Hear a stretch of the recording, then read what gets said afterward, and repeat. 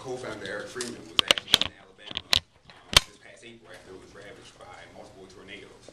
And what he saw while he was volunteering is an outpouring of gift giving and people who want to volunteer. However, he also saw that there was an inefficient model to allocate those resources to the proper place in time consistently. And so what we've also seen is Disaster.com states that another nonprofit charity, Friends Disaster Service, is actually unable to provide materials such as building materials, so they actually rely on other member agencies to provide those materials. So there's clearly some sort of consistency with, we have a lot of people who want to volunteer, and obviously we have a lot of people who've been affected, but how can we properly and efficiently get all those needs met by the proper resources? Right now, this is what the space tends to look like. Disaster happens. You have large-scale solutions, toolkits provided by IBM, Oracle, and the like, that immediately jump into work. However, they have a high barrier of entry to those requesters, those survivors, the people that are in need. Therefore, the requesters, as well as people who want to provide, immediately jump on social media, Twitter, Facebook, SMS messaging for text. But what we find is, while that's cheap and it's quick, it also becomes unstructured and becomes very redundant. It's very hard to follow several different hashtags if you have fires in Austin or Hurricane Irene. How many different hashtags were there for Hurricane Irene at one point in time? You have TV, print, and radio, traditional media, maybe they have a little bit more structure to that. However, what you end up having is they tend to overshoot and not efficiently reach the audiences that they're looking for. And you do have some competition in that space, both direct and indirect. Spark Relief, Idealist.org, to name a few, but they have specialized focus, housing, labor, not necessarily broad. So you have a lot of different arrows, as you can see, a lot of chaos going in those relief efforts. We imagine with ReliefMatch, it'll look something like this. It's very simple. Requesters ask, providers offer. ReliefMatch enhances, organizes, matches, and coordinates that material, that information. You make sure that the providers are able to give properly to requesters, vice versa, requesters are able to be referred to the proper providers. Needs are met in time, in the right places, not necessarily concentrated in just one area. We have a demo of our site that looks something like this.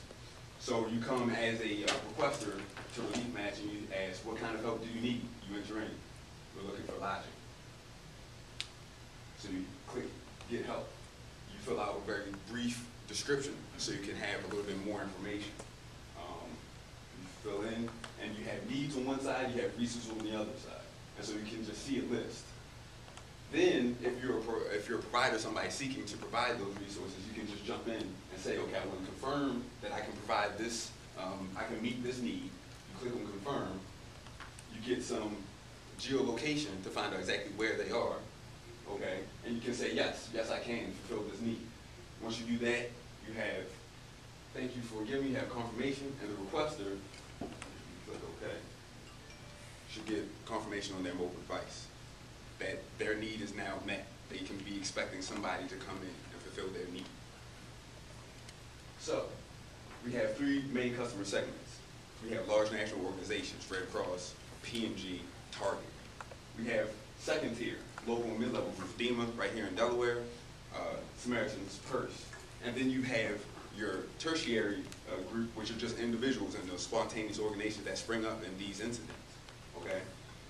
And what we're looking at for a pricing model is a sliding scale, where we can offer different tier features depending on our customers' needs.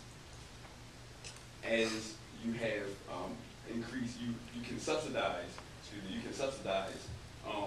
lower tier, those spontaneous organizations, by having the higher feature be paid for by those large national organizations. So then you can provide a bit more of a discount to the mom and pop sort of organizations that spring up. They still need certain features, but perhaps can't afford them. Those costs are subsidized by those high-end organizations. What's next? Customer development, hypothesis and testing, business model development.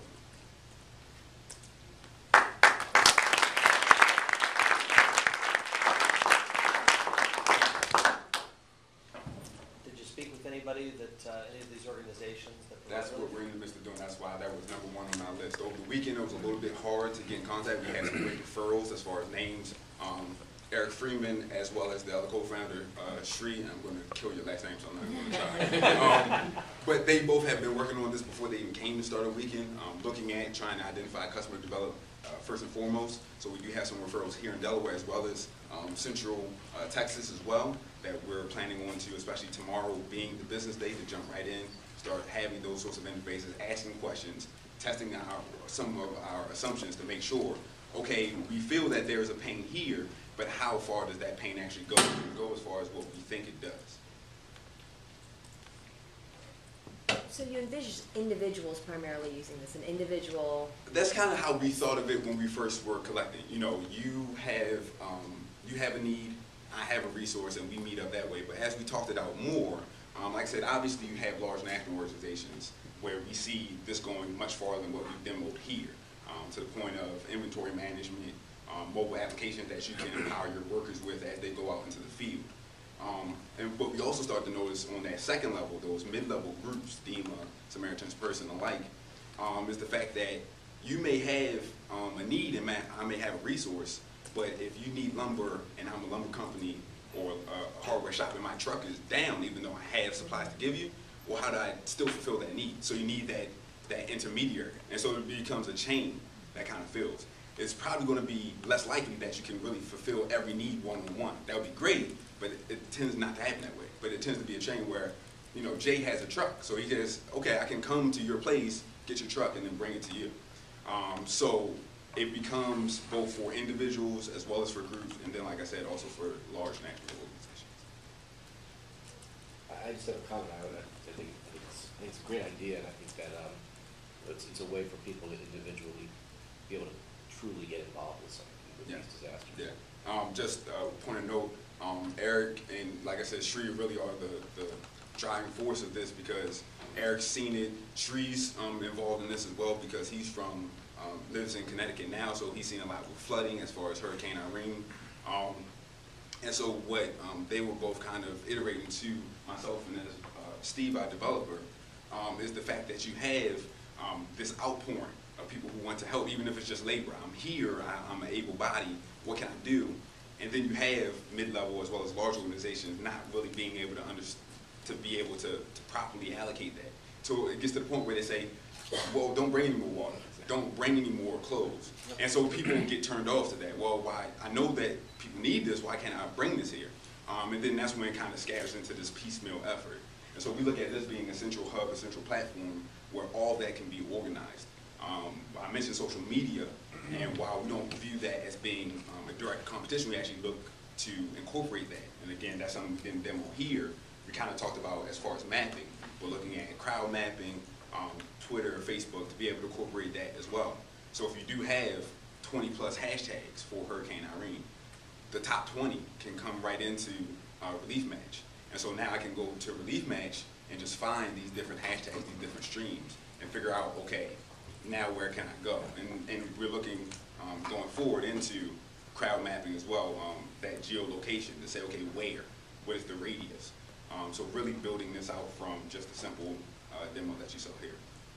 Do you know much about the average demographic of a typical American Red Cross donor, a volunteer, people who are motivated to act in these circumstances? Myself, I do not. I don't know if Eric has. I would say there is none.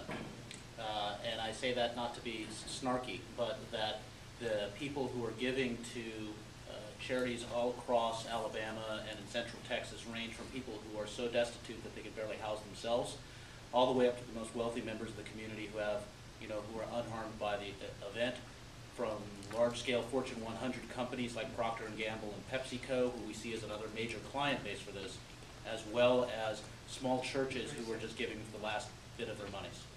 So who's the customer? Is the customer the big company that's giving the money? We have The provider is the main revenue stream, and the larger providers get the primary target revenue for the site. A multiple phase model will be presented. Red Cross can purchase the highest one, and then they'll have all the features, whereas a church may not need all the features of the model. And so their feature suite is going to be pared down, obviously, and therefore the price is going to be less. Great, thanks.